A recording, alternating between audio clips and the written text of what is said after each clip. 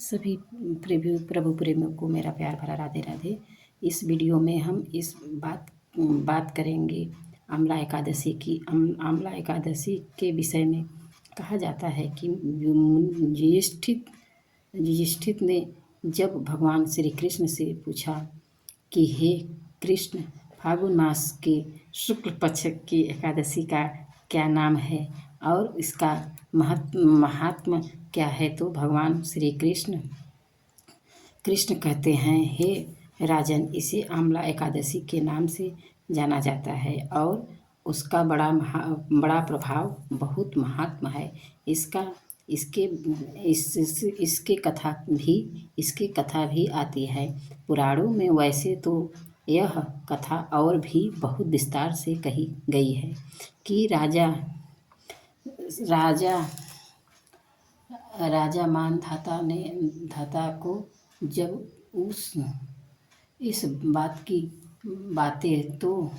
बात की पता चला तो उन्होंने वशिष्ठ जी से जब सब कथाएं पूछी है और वशिष्ठ जी ने कथा सुनाते एक कथा सुनाई थी कि एक शिकारी था जो शिकार करने के लिए वन में चला गया था।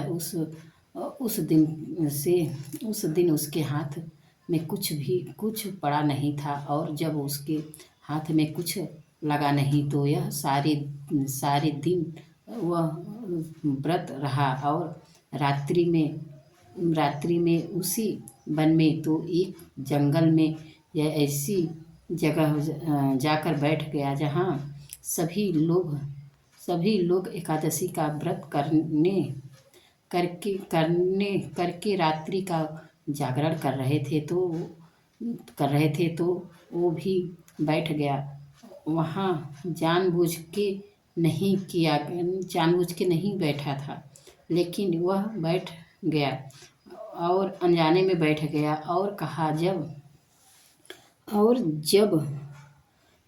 कथा वहाँ बैठ गया तो वह दिन भर कुछ खाया नहीं था तो व्रत हो गया, रात्रि में जागरण हो गया।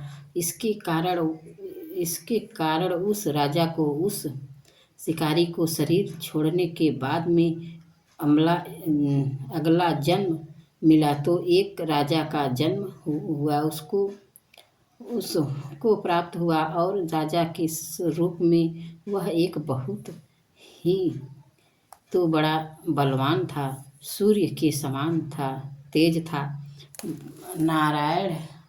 नारायण भगवान के समान शक्ति थी और बहुत विशाल राज्य था।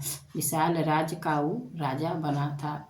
धार्मिक उसके बावजूद भी वह धार्मिक था, लेकिन कुछ लोगों से उसकी एक दिन में वो शिकार खेलने के लिए गया था तो वह अधर्म हो गया, क्योंकि जब अच्छा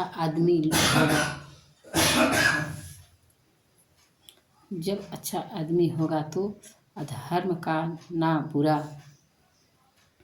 करेगा, ना अधर्म को मिटाना चाहेगा तो कुछ क्षेत्र में उसके ऊपर आक्रमण किया सोते हुए और उस भरे शस्त्रों का क्यों अकेला था वहाँ, तो शस्त्रों का प्रहार कर रहे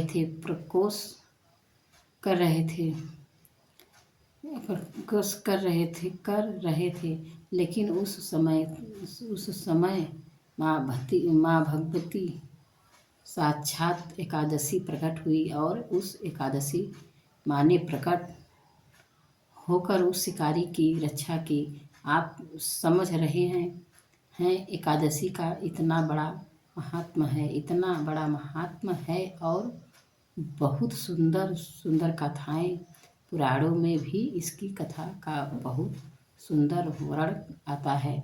आंवला एकादशी का व्रत फाल्गुन मास में शिवरात्रि और होली के बीच मनाया जाता है। इस दिन आंवला वृक्ष का विशेष महत्व होता है। भगवान विष्णु को आंवला आंवला अत्यंत प्रिय है, मतलब आंवला बहुत ही प्रिय है। भगवान विष्णु उससे बहुत प्रेम करते हैं। स्कंद पुराण में आंवला एकादशी के व्रत करते हुए बताया गया है कि यह व्रत सभी पापों को नष्ट कर देता है, व्यक्ति के सौभाग्य को जगाता है। ब्रह्मांड में पुराण में बताया गया है कि इस व्रत को करने से सभी दुख समाप्त होते हैं और अशुभ का नाश होता है, शुभता प्रकट होती है। इसलिए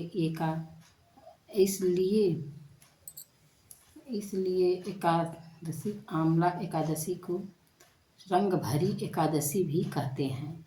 आंवला एकादशी पर 3 शुभ मुहूर्त भी बन रहे हैं। संदर्भ वृद्धि योग, शोभन योग और पुष्प नक्षत्र संयोग बन रहा है, तो सभी संयोग अत्यंत शुभ माने जाते हैं। तो हम सभी को यह व्रत करना चाहिए और इस व्रत के साथ साथ में आपकी पारण का जो आंवला एकादशी का व्रत होगा तो हम 10 तारीख को करेंगे, 10 तारीख को, और इसका जो पारण होगा वो 11 तारीख को होगा। सूर्य उदय होगा 6 बजे के 7 मिनट पर और व्रत पारण हम लोग 6 से 8:55 तक कर सकते हैं और इसी दिन हमें दान पुण्य भी करना चाहिए।